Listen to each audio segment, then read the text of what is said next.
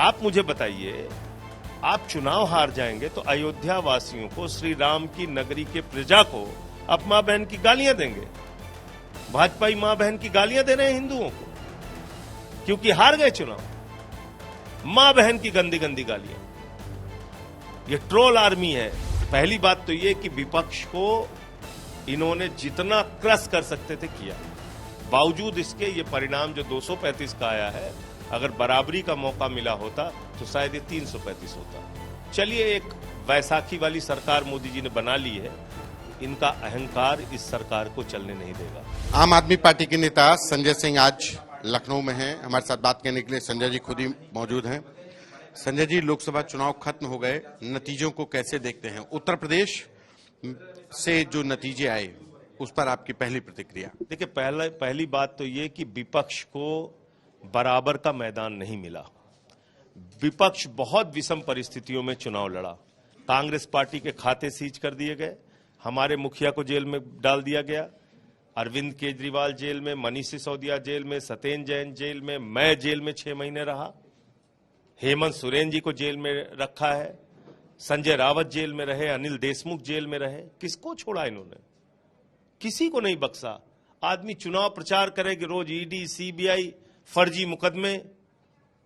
आप मुझे बताइए, तो इन्होंने पहली बात तो बराबरी का मौका नहीं दिया। दूसरी बात, चुनाव आयोग का जमकर दुरुपयोग किया।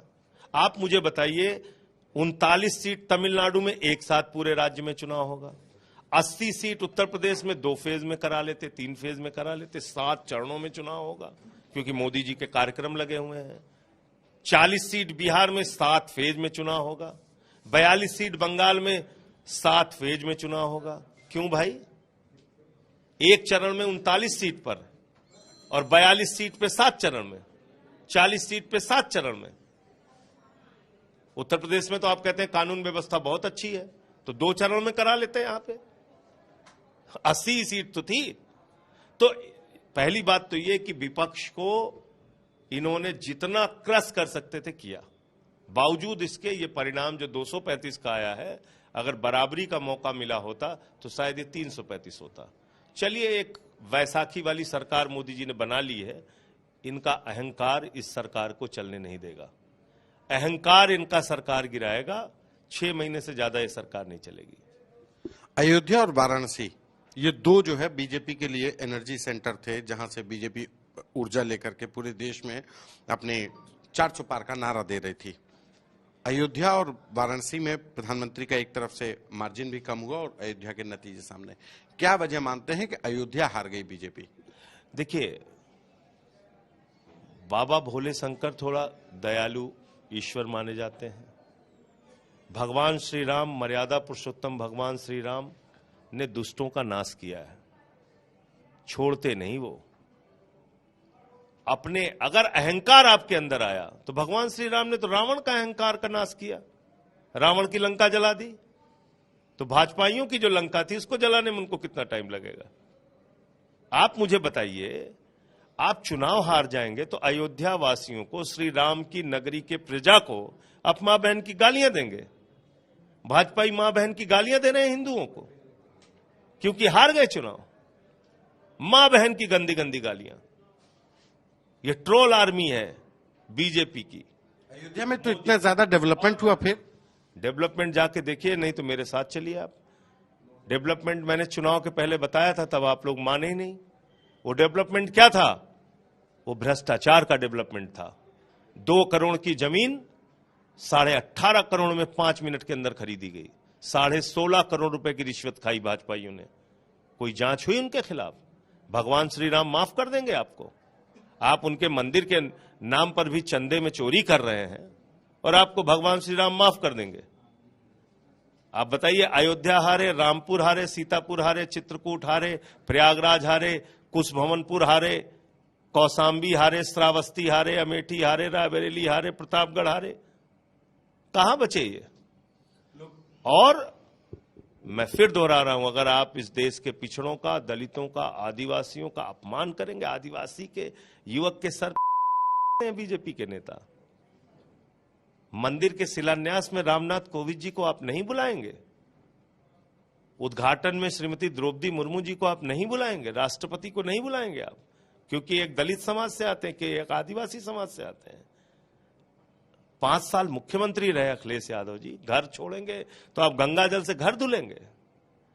मंदिर में दर्शन करने चले जाएंगे पत्नी के साथ तो गंगा जल से आप मंदिर धुल रहे हैं? ये अपमान है। हम राम को लाए हैं। तो यही तो कह रहा हूं आपसे, राम को आप ना ला सकते हैं, ना मैं ला सकता हूं, ना मोदी जी ला सकते हैं। राम, प्रभु श्री राम सृष्टि के रचयिता हैं, वो सबको लेके आए हैं। वो मर्यादा पुरुषोत्तम भगवान श्री राम उनको कहा जाता है, वो मर्यादा के प्रतीक हैं। आप इतना अहंकार, एक फोटो जिसमें इतने बड़े भगवान तो मोदी जी हैं और छोटे से भगवान श्री राम को उसमें दिखा रहे हैं। आप कह रहे हैं कि साहब भगवान जगन्नाथ जी जो है वो मोदी जी के भक्त हैं।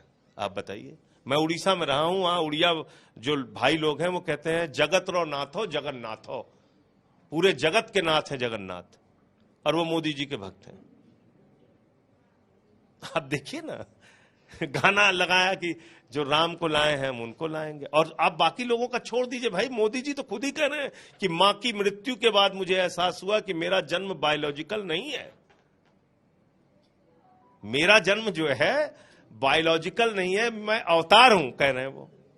तो आप मुझे बताइए, मुझे किसान की अगर समस्या होगी तो मैं तो किसी हाड़ मास के व्यक्ति के पास जाऊंगा ना, जो भारत का प्रधानमंत्री होगा। उनको कैसे खोजेंगे? वो तो अवतार है।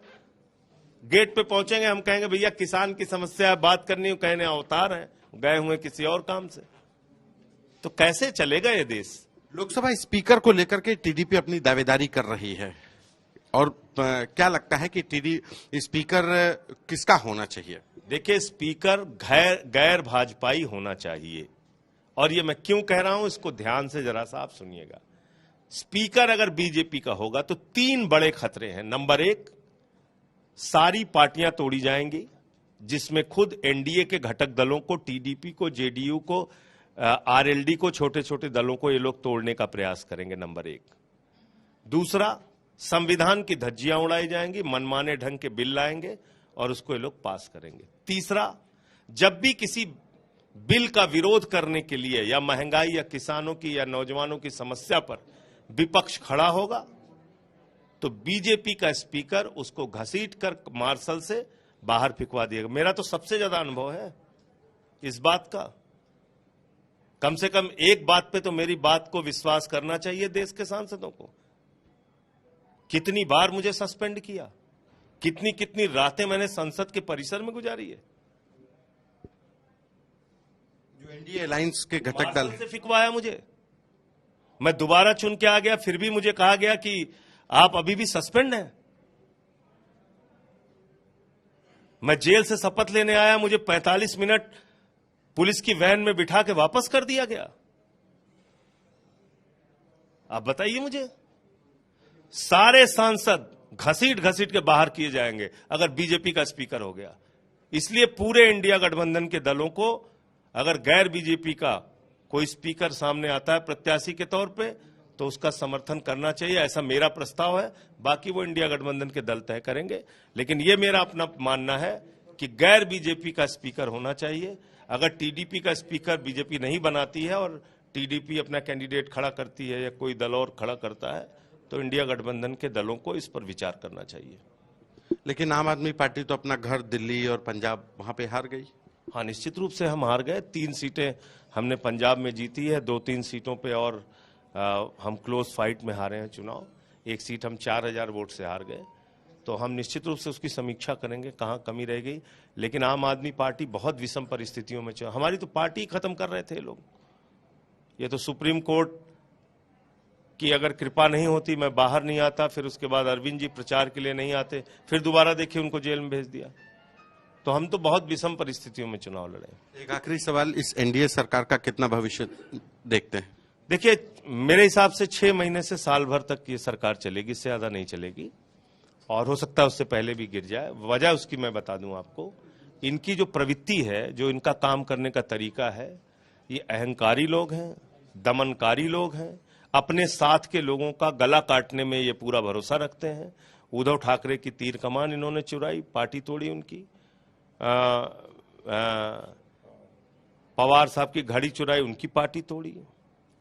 अकाली दल वालों से उनका दर्द पूछ लीजिए, क्या उनके साथ किया। मध्य प्रदेश में इन्होंने सरकार तोड़ी, कर्नाटक में सरकार तोड़ी, उत्तराखंड में तोड़ी, अरुणाचल में तोड़ी। तो ये तोड़ फोड़ वाली पार्टी है। तो अब ये पहला काम ये करेंगे, जो इनका काम करने का तरीका है कि ये दलों को, अपने साथ वालों को तोड़ने का काम करेंगे। और उस काम में मुझे लगता है कि ये लोग फिर बाहर आएंगे। और हो चुका है, मतलब एनडीए में थे नीतीश कुमार जी, उनकी नॉर्थ ईस्ट के कोई स्टेट, नागालैंड या कहां पे 6 विधायक थे, उसको तोड़ लिया था बीजेपी वालों ने। तो ये एक बड़ा कारण है। और दूसरा, इनका जो अहंकारी एजेंडा है वो इस देश में चलने वाला नहीं है। ये सबसे बड़ा कारण होगा इस सरकार की विदाई का।